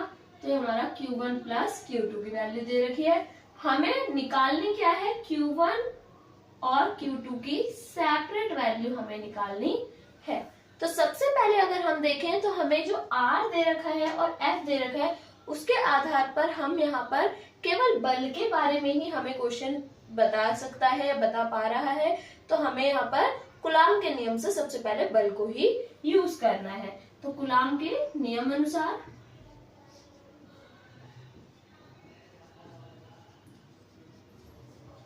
हमें पता है, कुलाम के नियम के अनुसार F बराबर 1/4 pi epsilon naught Q1 Q2 upon में R स्क्वायर आएगा। ठीक है, यहाँ पर मुझे F और R दे रखा है, 1/4 पाई एप्सिलॉन नॉट की वैल्यू मुझे मालूम होती है। तो यहाँ से एटलीस्ट हम Q1 Q2 की वैल्यू जो है वो मल्टीप्लीकेशन वैल्यू निकाल सकते हैं। तो हम यहाँ पर इसी को यूटिलाइज करेंगे। तो F की वैल्यू हमें दे रखी है 18 न्यूटन, तो यहाँ पर मैं 18 रख देती हूँ। 1/4 पाई एप्सिलॉन नॉट बन जाता है 9 गुणा 10⁻9 इंटू Q1 Q2 मुझे यहाँ पर निकालना ही है, और अपॉन में R स्क्वायर है। तो R का मान हमें कितना दे रखा है? 0.1 मीटर। तो R का स्क्वायर मतलब 0.1 इंटू 0.1 हो जाएगा। यहाँ से 9 से इसे कैंसिल कर लेंगे तो 9 दूनी 18 होता है 2, और ये जो हमारे पास 0.1 है ये क्रॉस मल्टीप्लाई के थ्रू इधर चले जाएंगे 2 के पास। तो 2 into 0.1 into 0.1 is equal to, यहाँ पर क्या बचेगा मेरे पास? 10⁹ Q1 Q2। यहाँ पर अगर हम इसको पॉइंट हटा दें तो ये बच जाएगा 10⁻2 1 और 2। ठीक है, यानी 100 या फिर 10⁻2 लिख सकते हैं। तो यहाँ पर बनेगा हमारे पास 2 1, ये तो 1 1 1 ही हो गया, फिर ये वाली चीज तो हमारी हटी गई। तो 2 अपॉन में 10⁻2 है, और 10⁻9 को भी इधर शिफ्ट कर लेते हैं क्योंकि Q1 Q2 की वैल्यू फाइंड आउट करनी है। तो 10⁻9 आ जाएगा इधर। ठीक है, तो Q1 Q2 अगर हम देखें तो Q1 Q2 का मान जो है वो कितना आ जाएगा? 2 और 9 प्लस 2 11 होगा। 10⁻11 को ऊपर लेकर जाएंगे तो 10⁻11। तो Q1 Q2 का मान 2 इंटू 10⁻11 हो जाएगा। कुलाम स्क्वायर लिखेंगे क्योंकि Q1 का कुलाम और Q2 का कुलाम मल्टीप्लाई कर रहे हैं, तो कुलाम का स्क्वायर हो जाएगा यहाँ पर। ठीक है, इसको मैं एक और टर्म लिख सकती हूँ, इसको मैं यहाँ पर 20 लिख सकती हूँ, यानी एक 10 यहाँ पर इंक्रीज कर रही हूँ, तो ये हमारा हो जाएगा -12। ठीक है, यानी यहाँ पर हमने 10 का यूज किया हुआ है, तो यहाँ पर 10 से गुणा और भाग कर दी, तो भाग करने पे 10⁻12 हो गया पावर में, और ये हो गया 20। तो ये आ गया मेरा Q1 और Q2 की मल्टीप्लीकेशन वैल्यू। अब इसके बाद हमारे पास मल्टीप्लीकेशन वैल्यू तो आ गई। अब हम जाएंगे एल्जेब्रिक फॉर्मूले पे, अर्थात बीजगणितीय मानों पर। तो बीजगणितीय फॉर्मूला हमारा एक होता है किसका? Q1 माइनस Q2 का होल स्क्वायर। मैं इसको लिख सकती हूँ क्योंकि मुझे Q1 माइनस Q2 का होल स्क्वायर इस तरीके से खोलना है कि मेरे पास जो वैल्यू गिवन है, यानी Q1 प्लस Q2 की जो वैल्यू मेरे पास गिवन है वो भी आ जाए, इसी फॉर्मूले के अंतर्गत, और साथ में Q1 और इनटू में Q2, यानी जो मान मैंने निकाला है उसका भी यूज आ जाए। तो हम इसका एक फॉर्मूला जो कि होता है हमारा अलजेब्रा में Q1 माइनस Q2 का whole square is equal to, ये हो जाएगा हमारे पास Q1 प्लस Q2 का होल स्क्वायर और माइनस 4Q1 Q2, या सिंपली हम कह सकते हैं a माइनस बी का whole square is equal to a plus b का होल स्क्वायर माइनस 4ab। ठीक है, तो यहाँ पर a और b की जगह Q1 और Q2 की वैल्यू है। तो यहाँ पर अब हम Q1 और Q2 के मान निकाल लेते हैं। यहाँ पर Q1 माइनस Q2 का मान अगर हम निकालेंगे तो इसका whole square is equal to Q1 plus Q2 का, तो Q1 प्लस Q2 ये रहा मेरे पास, वैल्यू दे रखी है मुझे Q1 प्लस Q2 की। तो ये ऑफिशियल मेरे को पूरी वैल्यू मिली हुई है जो कि है 9 गुणा 10 की घात माइनस का 6, और इसका क्या कर रखा है हमें स्क्वायर, Q1 प्लस Q2 का स्क्वायर है, तो Q1 प्लस Q2 का whole square minus 4 into Q1 into Q2 की वैल्यू हमें सेपरेट यहाँ पर दे रखी है जो कि है 20 गुणा 10 की घात माइनस 12 कूलम। ठीक है, तो यहाँ पर हम इसको निकाल लेते हैं। तो ये हो जाएगा 9 का स्क्वायर क्या हो जाएगा 81, 9 9 जा 81 यानी 9 9 81, और गुणा 10 की घात माइनस 6 गुणा 2, तो ये क्या हो जाएगा 6 दूनी 12 यानी माइनस का 12। इसी तरीके से माइनस 4 दूनी 8, ठीक है, यानी ये हो गया मेरा 80 या 20 चौके 80 हो जाएगा, 24 जा 80 इंटू 10 की पावर माइनस 12। अब हमें यहाँ पर मैंने इसको जो 20 बनाया था वो भी रीजन यही था कि इसको माइनस 12 की कंडीशन बनानी थी। इफ अगर आप बाई चांस यहाँ पर भूल गए हैं, यहाँ पर नहीं ध्यान दिया, तो हम यहाँ पर आकर भी उसको पावर को बैलेंस करने के लिए, जिससे कि इजी कैलकुलेशन हो जाए, कॉमन निकालने के पर्पज से हम यहाँ पर भी कर सकते थे। ठीक है, तो यहाँ पर हम 10 की पावर माइनस 12 को कॉमन ले लेंगे, तो अंदर बचेगा 81 माइनस 80। तो यहाँ पर 81 में से 80 गया 1 बचा, तो 1 इंटू 10 की पावर माइनस 12, किसकी वैल्यू आ गई Q1 माइनस Q2 की वैल्यू आ गई, इसके स्क्वायर की, सॉरी। तो यहाँ पर हमें Q1 माइनस Q2 का मान निकालना है, तो अगर हम इसका मान निकालेंगे तो स्क्वायर हटाएंगे, अंडर रूट आ जाएगा 1 इंटू 10 की पावर माइनस 12। अब अंडर रूट से 1 को बाहर निकालने के लिए तो कोई इशू नहीं है, 1 ही होता है। 10 की पावर माइनस 12 हो जाएगा, अगर मैं इसको देखूं 10 की पावर माइनस 12 को हम 10 की पावर माइनस 6 की पावर 2 लिख सकते हैं, तो पावर 2 जो है अंडर रूट को काट देगी, अर्थात 1 इंटू 10 की पावर माइनस 6 हमारे पास हो जाएगा Q1 माइनस Q2। इतने कूलम आ गया हमारे पास कंडीशन में। तो यहाँ पर हमारे पास Q1 प्लस Q2 भी है, Q1 प्लस Q2 हमें दे रखा था, यानी 9 गुणा 10 की घात माइनस 6। ठीक है, तो ये इक्वेशन 1 हो गई, ये इक्वेशन 2 हो गई। अब हम मैथमेटिक्स में जैसे हम द्विघात समीकरण या अलजेब्रिक एक्सप्रेशन को सॉल्व करते थे, तो यहाँ पर हम उसी का यूज करेंगे। विलोपन विधि के आधार पर अगर हम देखें तो मैं समीकरण 1 और 2 को ऐड कर लेती हूँ सबसे पहले। तो अगर हम एडिशन करते हैं तो समीकरण 1 क्या है, Q1 माइनस Q2 है हमारे पास, 1 इंटू 10 की पावर माइनस 6। ठीक है, और आपका Q2 हम सेकेंड इक्वेशन जो है वो हमारी Q1 प्लस Q2 है, तो ये हो जाएगा 9 इंटू 10 की पावर माइनस 6। इसको अगर मैं ऐड करती हूँ तो एडिशन में साइन चेंज नहीं होते, आप चाहें तो माइनस भी कर सकते हैं। तो यहाँ पर ऐड करने पे तो Q2 का मान आएगा, Q1 का मान निकलेगा, और यदि आप इसे माइनस करेंगे तो Q1 कैंसिल हो जाएंगे, जिसकी वजह से Q2 का मान निकल सकता है। तो वो तो हमें कोई एक मान पहले निकालना है, चाहे वो Q1 का हो चाहे वो Q2 का हो। तो यहाँ पर Q1 प्लस Q2 2Q1 हो गया, ठीक है, Q1 प्लस Q1 सॉरी, तो यहाँ पर Q1 और Q1 दोनों मिलकर क्या हो गए 2Q1 इज इक्वल टू, इन दोनों को भी ऐड करना है, तो 10 की पावर माइनस 6 कॉमन, 1 प्लस 9 यानी 10, तो इसको मैं लिख सकती हूँ 10 इंटू 10 की पावर माइनस 6। तो यहाँ पर 2Q1 है, 2 से कैंसिल कर लो, 2 5 जा 10, तो Q1 की वैल्यू आ गई 5 गुणा 10 की घात माइनस 6, या हम 5 माइक्रो कूलम कह सकते हैं Q1 की वैल्यू को, चाहे तो 5 गुणा 10 की घात माइनस 6 कूलम, चाहे 5 माइक्रो कूलम। इसके बाद हमें Q2 की वैल्यू निकालने के लिए Q1 का ही मान पुट करना होगा। Q1 का मान यहाँ पर 5 माइक्रोकुलाम आ गया। चाहे तो हम कुलाम में 5 गुणा 10 की घात -6 कुलाम ले सकते हैं। अब यहाँ पर आप चाहें तो समीकरण 1 और 2 को माइनस कर दें तो फिर से आपका आंसर आपका Q2 की वैल्यू आ जाएगी।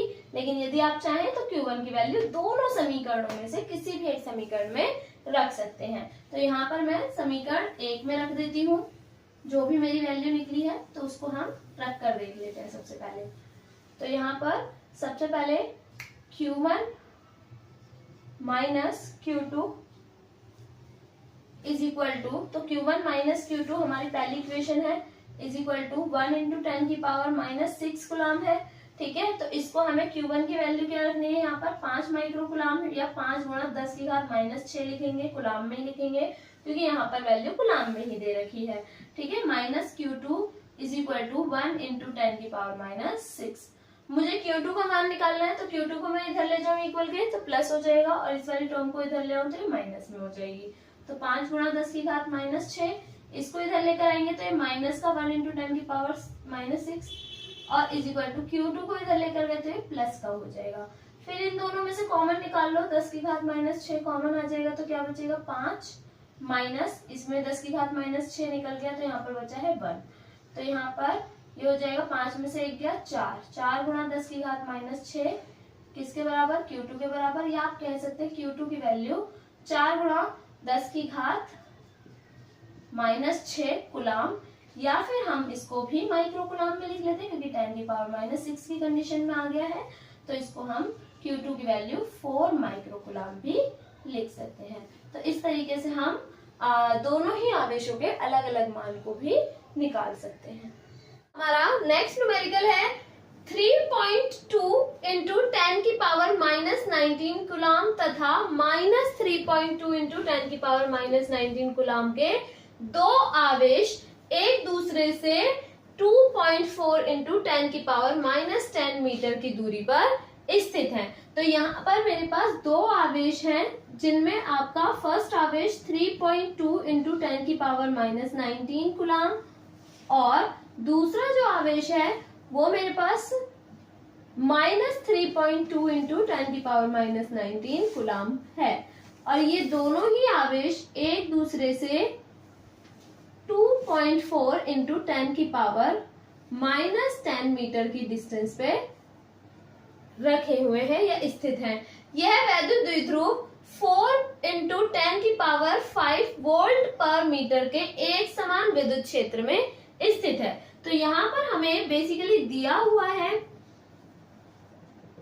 वैद्युत क्षेत्र यानी E की वैल्यू दे रखी है जो कि 4 गुणा यानी 4 इंटू 10 की पावर 5 वोल्ट पर मीटर है। ठीक है, और इसके साथ साथ हमें आवेश दे रखे हैं। तो आवेश में यदि हम देखें तो एक पॉजिटिव और एक नेगेटिव आवेश है। ठीक है, तो दोनों ही आवेश एक दूसरे के बराबर और विपरीत प्रकृति के हैं। तो यह एक वैद्युत द्विध्रुव की भांति कार्य करेगा। तो ये यहाँ पर वैद्युत द्विध्रुव की भांति कार्य कर रहा है हमारा। तो यहाँ पर आवेश हम लिख देंगे कि आपका Q1 और Q2 दोनों का परिमाण समान है। ठीक है, यानी दोनों की वैल्यू एक समान है 3.2 यानी 3.2 इंटू 10 की पावर -19 कुलाम। ठीक है, यहाँ पर हमें दूरी दे रखी है दोनों आवेशों के बीच। तो बेसिकली दूरी r से रिप्रेजेंट करते हैं, लेकिन जब द्विध्रुव की बात होती है तो द्विध्रुव के दोनों आवेशों के बीच जो दूरी होती है वो होती है 2l से हम उसको प्रदर्शित करते हैं, जिसकी वैल्यू दे रखी है 2.4 इंटू 10 की पावर -10 मीटर। ठीक है, और यहाँ पर हमें ज्ञात करना है तीन चीजें, तीन पार्ट्स में ये क्वेश्चन हमें दे रखा है। पहला, वैद्युत द्विध्रुव का आघूर्ण, अर्थात हमें P का मान ज्ञात करना है। तो सबसे पहले हम जानते हैं P इज इक्वल टू हमारे पास क्या होता है Q इंटू में 2L, ये इसका फॉर्मूला होता है। तो Q की वैल्यू हमारे पास है 3.2 इंटू 10 की पावर -19 और 2L की वैल्यू 2.4 इंटू 10 की पावर -10। ठीक है, तो यहाँ पर अब हमें क्या करना पड़ेगा, पावर्स को एक साथ लिख लेंगे और 3.2 और 2.4 को एक साथ लिख लिया। तो यहाँ पर 10 की पावर क्या हो जाएगी -19 और -10, तो माइनस माइनस प्लस, तो घातें जो है गुणा में जुड़ जाती हैं तो माइनस माइनस प्लस होगा, साइन माइनस का आएगा 19 और 10 29 हो जाएगा।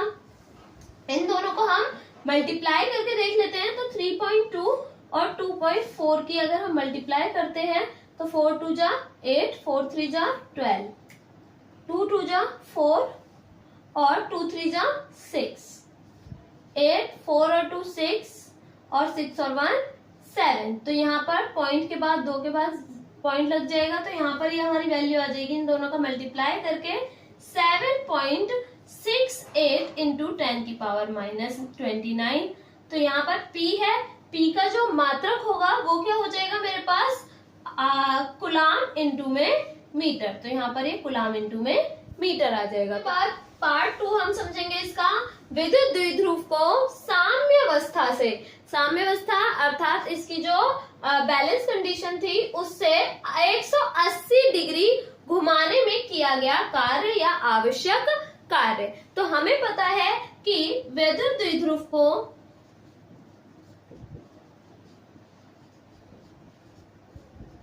घुमाने में किया गया कार्य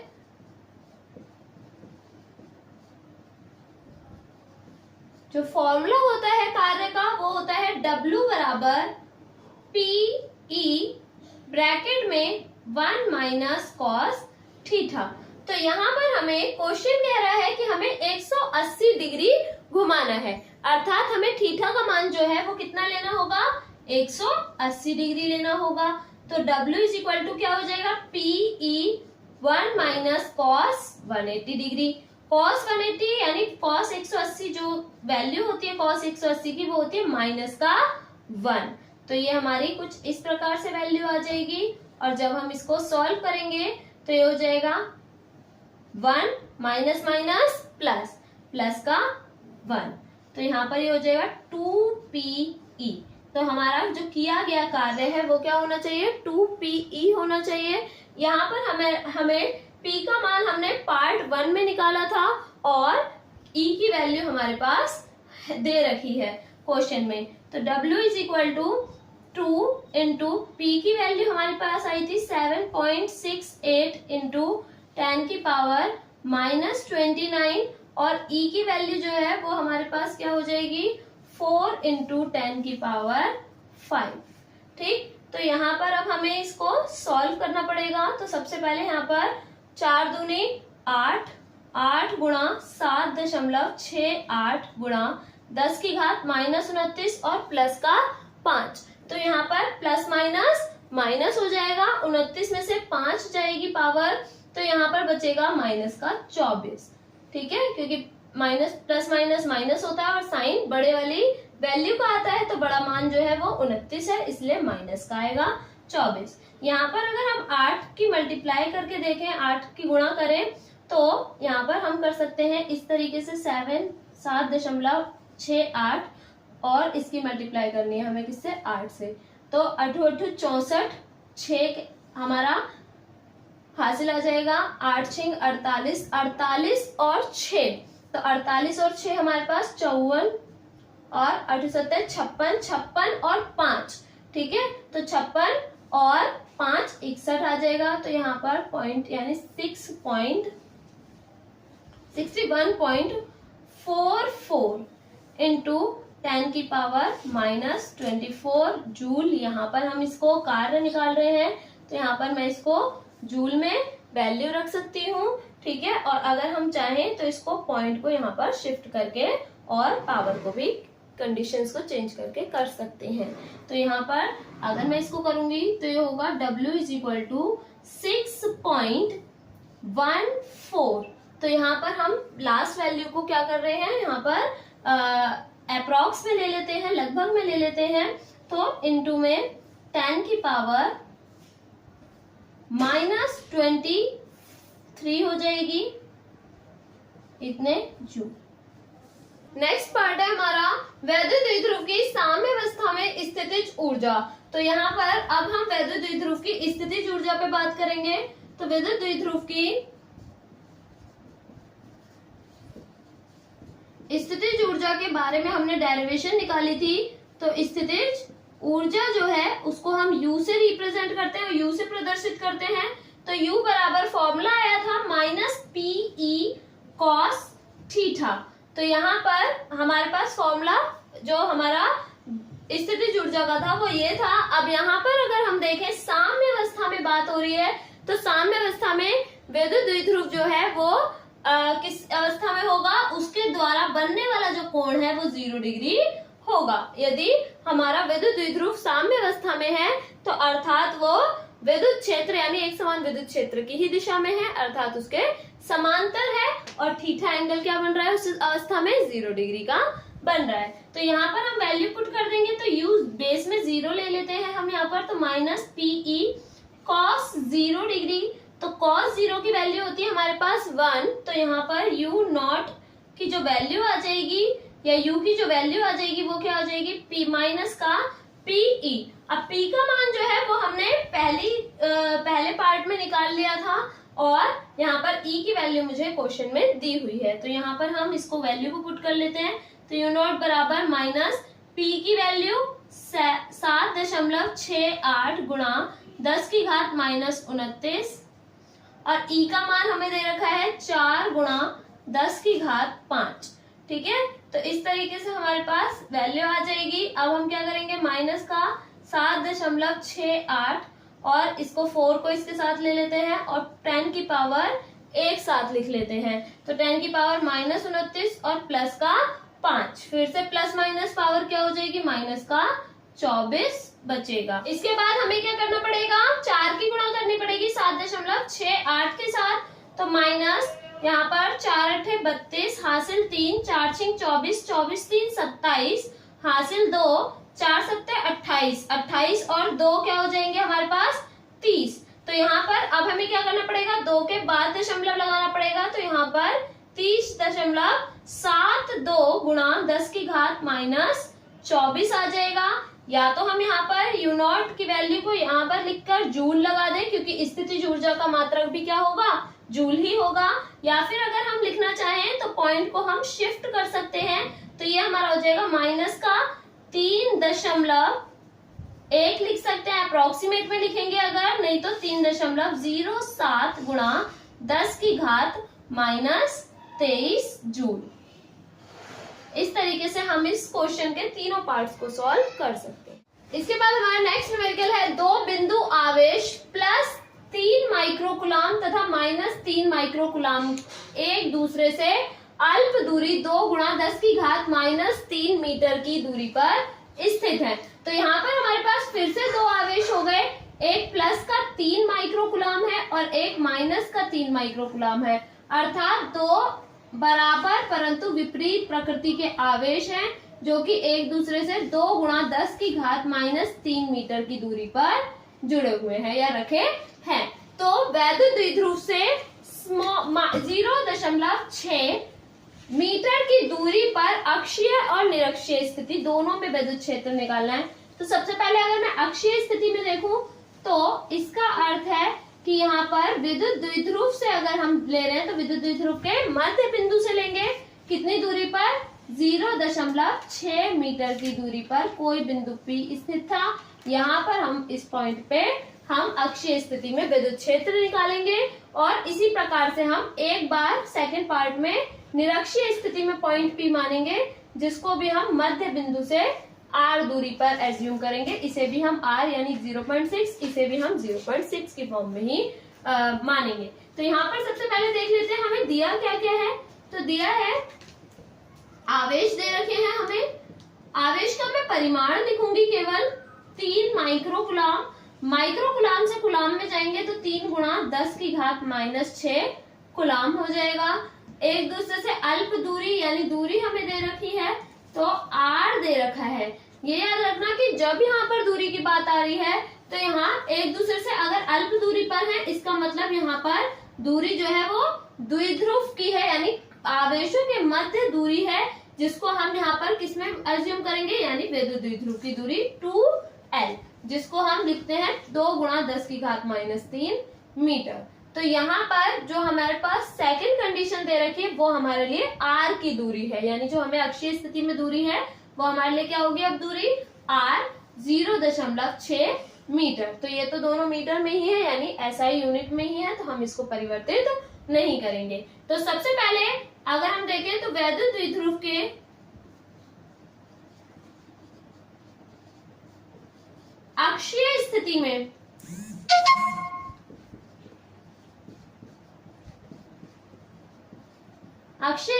तीव्रता अगर हम देखें तो हम तीव्रता का व्यंजक हम निकाल चुके हैं, वो होता है हमारा E बराबर 1/4 pi epsilon not 2p upon में r की पावर 3।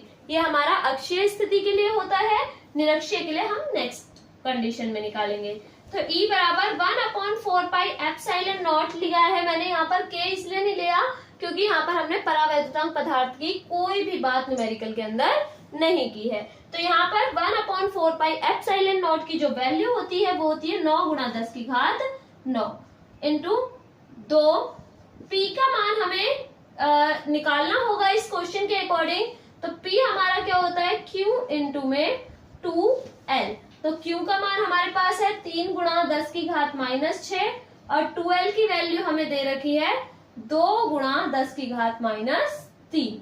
तो यहाँ पर अगर हम देखें तो 3 दूनी 6 गुणा 10 की घात -6 और -3 माइनस माइनस प्लस, गुणा में घातें जुड़ जाती हैं तो 10 की घात -9 आ जाएगा। तो ये हमारा P का मान आ गया कूलाम इंटू में मीटर। ठीक है, तो यहाँ पर हम P की वैल्यू क्या लिख लेंगे, इसके बाद 6 गुणा 10 की घात -9 और डिवाइडेड बाय यहाँ पर r की क्यूब है, r का मान दे रखा है 0.6। तो यहाँ पर 0.6 की घात क्या हो जाएगी 3, तो अर्थात मैं 3 बार लिख सकती हूँ 0.6, 0.6 और 0.6। ठीक है, अगर मैं इसके पॉइंट्स को हटाती हूँ तो 1 2 3 डिजिट्स हो गई, यानी 10 की घात 3 लिख सकती हूँ या 1000। ठीक है, 10 की घात 3 या 1000 इसको कहा जा सकता है। तो ये आगे वाली 0 जो है ये हट गई, यहाँ पर केवल 6 ही बचा, 6 बचा।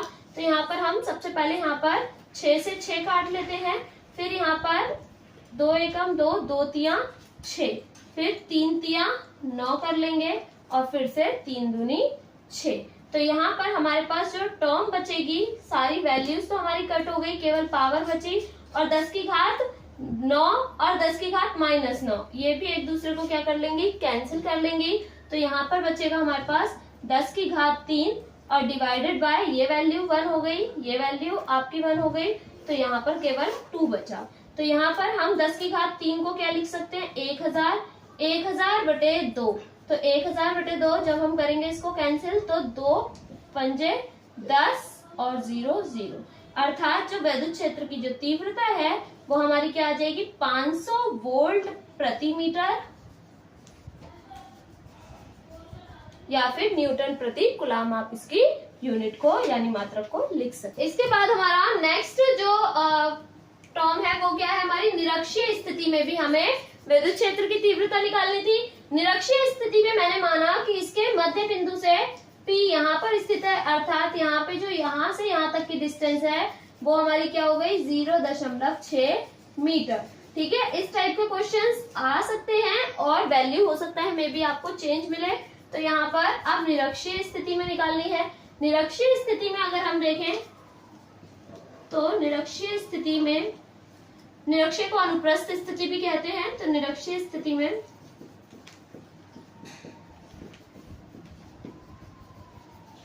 वैद्युत द्विध्रुव पर या वैद्युत द्विध्रुव के कारण तीव्रता या वैद्युत क्षेत्र की तीव्रता,